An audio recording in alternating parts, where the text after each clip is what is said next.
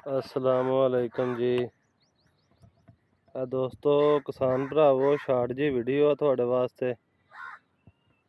नवी variety है, पिछले साल भी आप काश्त की सी ते इस दफ़ा भी काश्त की है 2023 साइटो। फ्रूटिंग चेक कर लो माशाल्लाह जी, इधर भी देख लो। ये सफ़ेद मक्खी तो बिल्कुल पाक है वैरायटी दोस्तों।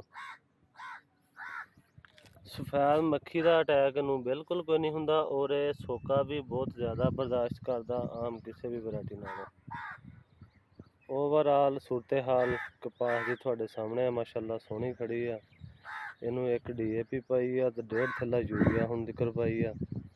हुण नैक्सट साडा प्लान नूं सिर्फ दोबारा खाद ही देण दा या कोई सल्फर वगैरह नाल दिया करांगे।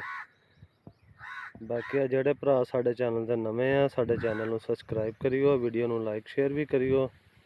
अल्लाह हाफिज़।